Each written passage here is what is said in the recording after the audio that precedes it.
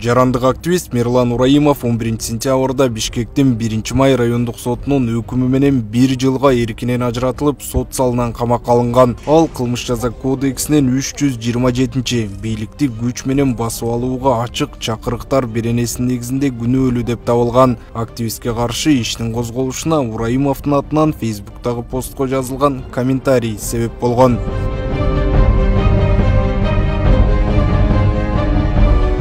Дегенде Мирлан Ураимов деген ким? Мирлан Ураимов Мекендештүү маалымат баракчасынын негиздөөчүсү, журналист жана активист катары белгилүү. 2020 Бүтүн Кыргызстан партиясынан парламенттик шайлоого катышкан. 2021 жылы Ураимов өзгөндө кыргыз-өзбек чек арасындагы Кемпир-Абад суу сактагычынын жерин Өзбекстанга берүү тууралуу макулдашууга каршы нааразылык акцияларын уюштургандардын бири болгон. Ураимов быйыл 8 февралда кармалып, улуттук коопсуздук боюнча мамлекеттик комитеттин тергөө абагына 2 айга камалган. Кийинчерээк 9 мартта анын бөгөт чарасы өзгөртүлүп, абактан бошотулган. Ошондо Ураимовду элдин уулу эл менен деген ураан менен көпчүлүк тосуп алган. Мен дайым ушул сөзүмдөн баштайм да. Менин атымдан жазылган комментарий такыр башкача жазылган, башкача айтылган. Буну атайын жасашкан. Аны бардыңыздар, көрдүңүздөр, билдиңиздер. Не калайын?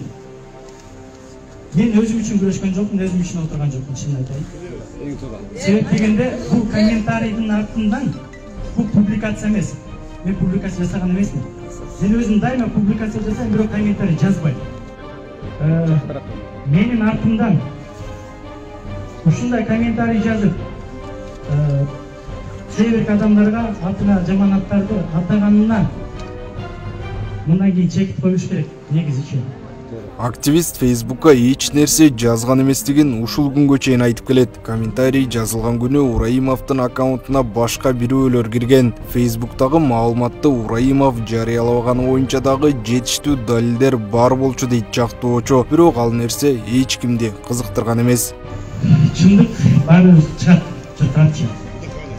Мына ак экенбиз, буюрса мындан кийин комментарийдин үстүнө ошол үстүнөн баарын иштеп, ак экенди өзүм Мирлан Ураимов оппозициялык саясий көз карашы үчүн кармалганын анын жакындары, тарапташтары түшүнүп турушат. Деген менен өзү жазбаган комментарий үчүн камалып кетиш өлкөдө саясий куугунтук жок, сөз эркиндиги камсыздалган деген бийликтин сөзүнө дал келбегендей. Бул боюнча сиздин оюңуз кандай?